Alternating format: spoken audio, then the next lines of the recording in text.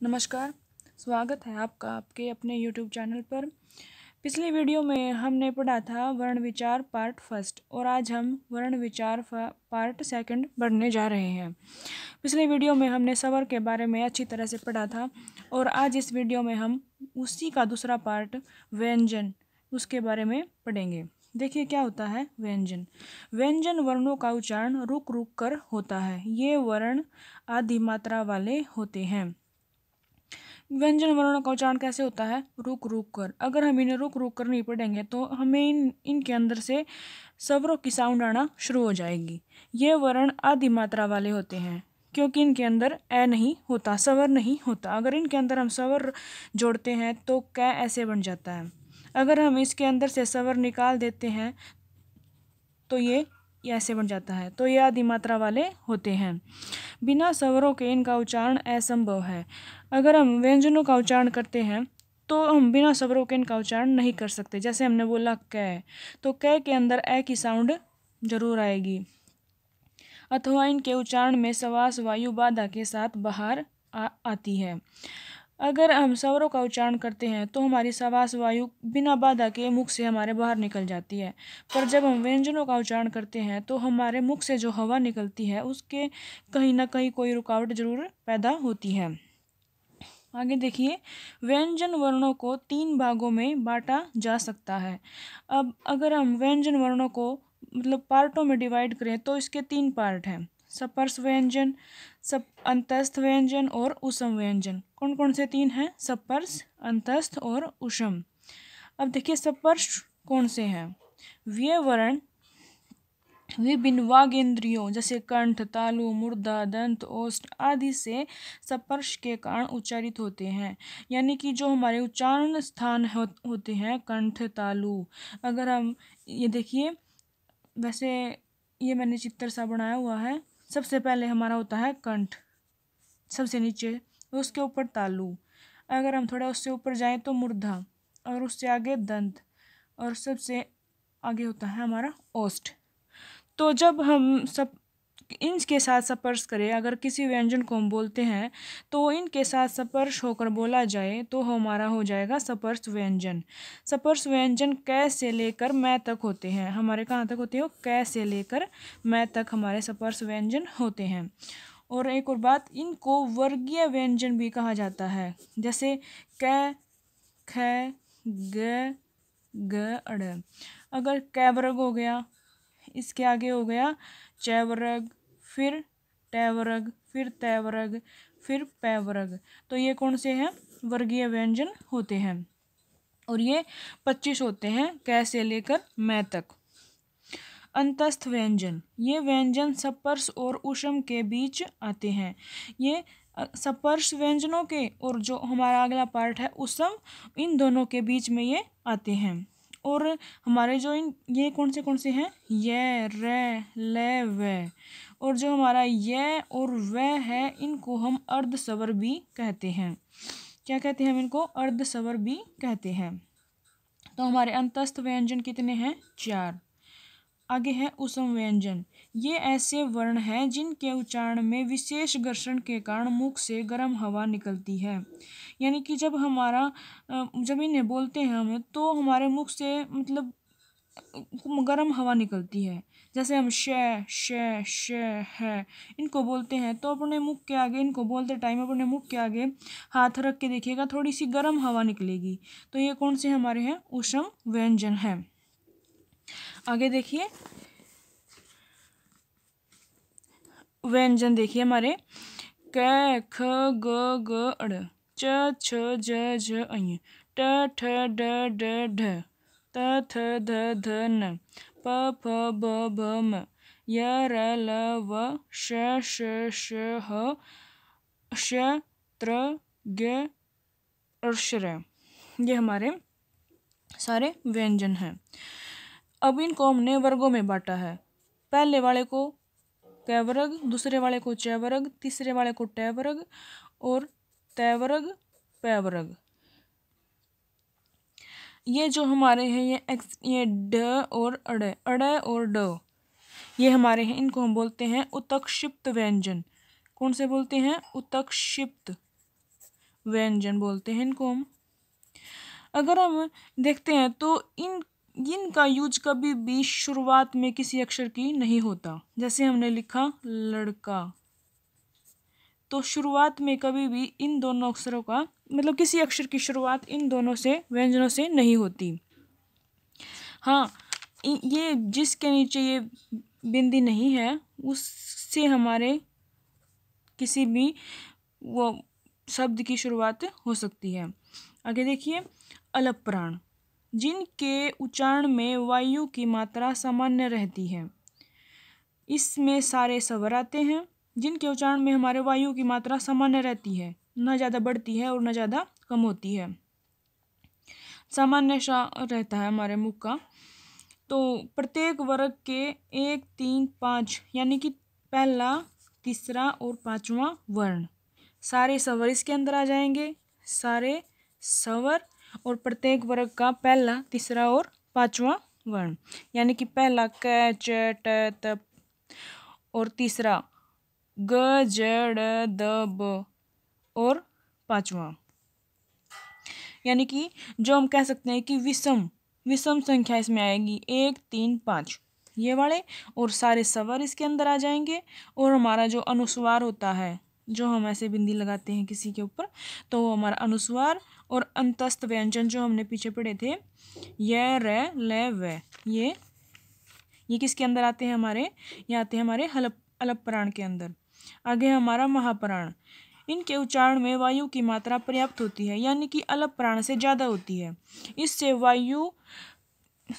इससे प्रत्येक वर्ग का दूसरा, चौथा वर्ण व विसर्ग और उसम व्यंजन आते हैं। इसके अंदर कौन से आते हैं? अगर अलप प्राण के अंदर पहला, तीसरा और पांचवा आया तो महाप्राण के अंदर 2 और चौथा, दूसरा यानी कि और चौथा, और जो हमारे कौन से बच गए? उसम व्यंजन। और इसमें और क्या आता है? विसर्ग। ये हमारे क्या हो गए? महाप्राण। अगर हम इन्हें जोड़े तो इनकी कुल संख्या महाप्राणों की 15 और अलप प्राण कितने हैं? 31।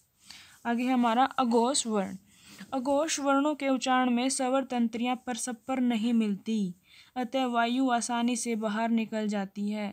यानी कि जो हमारी स्वर तंत्रियां हैं वो आपस में नहीं टकराती, अतः तो जो हमारे मुख से हवा है वो आसानी से निकल जाती है। तो अघोष में कौन से आते हैं? देखिए, हमने ये याद किया था कि अलप प्राण में विषम संख्या आएगी, पहला, तीसरा और पांचवा, और महाप्राण में सम, दूसरा और चौथा। ऐसे ही देखिए, अघोष वर्ण में कौन से आएंगे? पहला और दूसरा, यानी कि पहले 2 अघोष और बाकी 3 ये सघोष, या उनको हम घोष भी बोल सकते हैं। तो घोष कौन से? हमारे स्वर तंत्रियां आपस में मिल जाती हैं और वायु धक्का देते बाहर निकलती है, यानी कि थोड़ा सा हमें कोशिश करनी पड़ती है बोलने की। ऐसे तीसरा, चौथा और पांचवा वर्ण इसके अंदर आते हैं, और हमारे य, र, ल, व और है ये आते हैं हमारे इसके सघोष के अंदर। और अघोष के अंदर आता है हमारा श, श, श, ये तीनों श और पहला और दूसरा वर्ण प्रत्येक वर्ग का, ये हमारे आते हैं अघोष के अंदर। और सघोष के अंदर आता है हमारा तीसरा, चौथा और पांचवा वर्ग का अक्षर, और य, र, ल, व और है भी इसी के अंदर आता है, ये आपको ध्यान रखना होगा। और ये जो हमारे हैं अक्षय, तरह, इज्ञ, ये हमारे इनको आ जाता है संयुक्त व्यंजन, इनको हम संयुक्त व्यंजन बोलते हैं। और जो शरय है हमारा, इसको हम मिश्रित व्यंजन बोलते हैं। कैसा बोलते हैं? मिश्रित व्यंजन। तो देखिए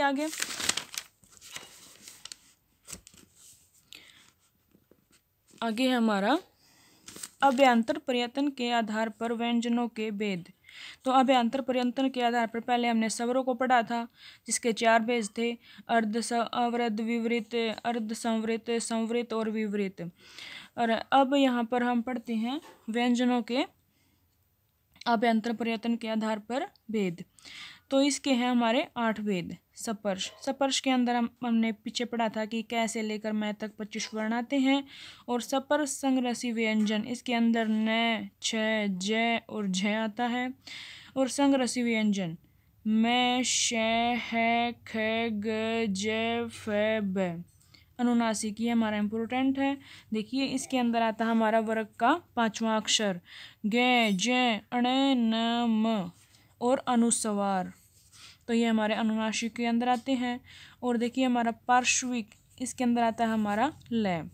और लुंठित, इसके अंदर आता है हमारा र। उत्क्षिप्त हमने पीछे पढ़ा था कि ड, अड़े और ड, ये हमारे उत्क्षिप्त हैं। और अर्धस्वर जो हमने पीछे पढ़ा था कि अंतस्थ के अंदर यह और वह है, वो हमारे अर्धस्वर भी हैं। आगे देखिए ये हमारे उच्चारण स्थान।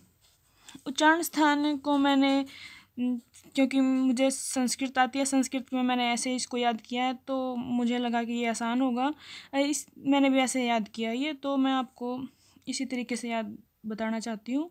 देखिए अकुहु विसर्जनीय नाम कंठ है, कि अकुहु विसर्जनीय नाम कंठ है, यानी कि ए और कु का मतलब कै वर्ग पूरा, और ए का मतलब है ए और आ, दीर्घ ए और हर्षव है, दोनों इसके अंदर आ गए, और हमारा विसर्ग, तो ये हमारे कंठ से बोले जाते हैं। आगे देखिए इचु यसा नाम तालु, यानी कि ई हर्षव ई भी और दीर्घ ई भी, चू यानी कि पूरा चै वर्ग, और ये और श, और ये हमारे तालु से बोले जाते हैं। आगे है हमारा ऋटुर शाणा मूर्धा, री टै वर्ग र और श, ये हमारे बोले जाते हैं मूर्धा से। ऋतु शानाम दंता, हमारा लरी तय वर्ग पूरा और ल और श, ये हमारे बोले जाते हैं दांत से। आगे हमारा उपपद्यमानीय ओष्ठौ, उपपद्यमानीय यानी कि ऊ और पै वर्ग पूरा, और उपपद्यमानीय ये हमारा है पै, और कई जगह इसमें फै को भी दिया हुआ है, जैसे इसके आगे ऐसे निशान लगा हुआ है, तो ये हमारे हैं ओष्ठ से बोले जाते हैं पै और फै। तो है यम, णम, नानाम, नासिका, च, यानी कि हमारे वर्ग का 5वां अक्षर, हर वर्ग का 5वां अक्षर यह हमारा नासिका से बोला जाता है। आगे देखिए ए दे तौ कंठ तालु, हमारा ए दे तौ यानी कि ए और ऐ, हर्षव ए और दीर्घ ए दोनों हमारे कंठ और तालु दोनों से बोले जाते हैं। तो हमारा है ओ दो तौ कंठ ओष्टम, यानी कि ओ और औ, और ये हमारे बोले जाते हैं कंठ और ओष्ठ से, यानी कि इनको बोलने के लिए हमें कंठ की भी और ओष्ठ की भी दोनों की जरूरत पड़ती है। वकाराश्य दंतोष्टम, वह को दंत और ओष्ठ दोनों से बोला जाता है। जीवा मूल्य हमारा है कै, और कई जगह इसमें ख को भी माना गया है। तो हमने क्या उपाद मानिया कौन से थे हमारे पै और फै, और हमारे जीवा मूल्य कौन से हैं कै और ख। ये अनुस्वार नासिका, यानी कि जो अनुस्वार होता है, जैसे हमने लिख दिया गा मारगम लिखना है, तो इस मैं की जगह अगर हमें ऐसे लिखना होगा तो ये भी हमारा ठीक है, पर जो ये अनुस्वार हो गया ये हमारा नासिका से बोला जाता है। आगे देखिए व्यंजन में हम देखते हैं कि अनुतान होता है, किसी भाव को व्यक्त करने में ध्वनियों के परस्पर उतार चढ़ाव को ही अनुतान कहा जाता है। अगर हमें कोई अपना भाव व्यक्त करना है, कोई बात कहनी है, तो हमारे भाव में जो उतार चढ़ाव आएगा उसको हम अनुतान कहते हैं। अनुतान का प्रयोग कविताओं में ज़्यादातर किया जाता है, तो हमें यह बात याद रखनी है कि कविताओं में ज़्यादातर प्रयोग अनुतान का किया जाता है, क्योंकि ये हमारी लय, सुर, ताल इनसे संबंधित होता है। आगे हमारा बलाघात, उच्चारण के समय जब स्वरों पर अधिक बल पड़ता है तो उसे बलाघात या स्वराघात कहा जाता है। यानी कि जब हम किसी वाक्य का, किसी शब्द का उच्चारण करते हैं तो जिस चीज़ पर हम ज़्यादा जोर देते हैं बोलने पर, तो वो हमारा हो जाएगा बलाघात या स्वराघात। यह 3 प्रकार का होता है। बलाघात हमारा 3 प्रकार का होता है। वर्ण बलाघात, इससे अर्थ में अंतर आ जाता है। अगर हम वर्णों का बलाघात करते हैं तो इससे अर्थ में अंतर आ जाता है। जैसे यहाँ पर लिखा हमने पिट, और अगर हमने ऐसे लिख दिया तो इसमें बलाघात हो गया। इस चीज़ को तो हम बस थोड़ी सी देर में बोल देंगे पिट, और इसको बोलने के लिए हमें पीट, तो मतलब कि पिटाई कर, तो ये हमारा इसमें अर्थ के में अंतर आ जाता है। आगे देखिए हमारा है शब्द बलाघात। इससे वाक्यों में अर्थों में स्पष्टता आती है, यानी कि अर्थ में इसके कारण स्पष्टता आ जाती है। यानी कि अगर हमने कहा कि देखिए इसमें हमें देखा है कि बावजूद, कहीं, कोई या कभी के साथ भी का प्रयोग वर्जित है। बावजूद भी अगर हम करेंगे बावजूद और कहीं भी, अगर हम इसके पीछे भी लगाएंगे तो हमारा हो जाएगा ये शब्द बलाघात। क्योंकि अगर हम इसी बात पर जोर दे रहे हैं कहीं भी, बावजूद भी। आगे हमारा वाक्य बलाघात। इसमें वाक्य के भिन्न भिन्न पदों पर बलाघात के कारण भाव में अंतर देखा जाता है। यानी कि वाक्य में पदों का अगर बलाघात हो जाता है तो भाव में अंतर हो जाता है। देखिए कैसे, पिताजी ने परवर को आज 10 रुपये दिए। अगर हम पिताजी पर जोर देते हैं तो हमें लगा कि सिर्फ पिताजी ने ही दिए हैं और किसी ने इसको रुपए नहीं दिए हैं परवर को। तो अगर हम पिताजी को अंडरलाइन न करके अगर हम आज को अंडरलाइन करते हैं तो हमें मिलता है कि पिताजी ने परवर को आज 10 रुपये दिए। तो आज पर ज़्यादा जोर हो रहा है कि इससे आज के दिन ही दिए हैं। तो इससे हमारा वाक्य में भाव में अंतर आ जाता है। अक्षर देखिए आगे, अक्षर 2 प्रकार के होते हैं। जो हम अक्षर लिखते हैं वो 2 प्रकार के होते हैं। बंद अक्षर यानी कि जिसके अंतिम ध्वनि हल युक्त हो, यानी कि जिसके अंत में व्यंजन हो, वो तो हमारी हो जाएगी बंद अक्षर। जैसे श्रीमान है, इसके अंत में न है जो हलंत है। अगर ये हलंत नहीं होता तो इसका अंत स्वर होता, पर ये हलंत है, इसका मतलब ये व्यंजन है।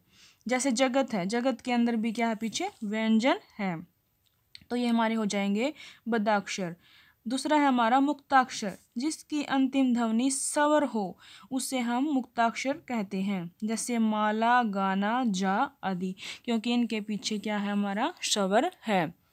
तो कैसा लगा आपको ये हमारा प्रयास? अगर आपको अच्छा लगे तो प्लीज़ मेरे चैनल को सब्सक्राइब कीजिए और ज़्यादा से ज़्यादा शेयर कीजिए। Thank you.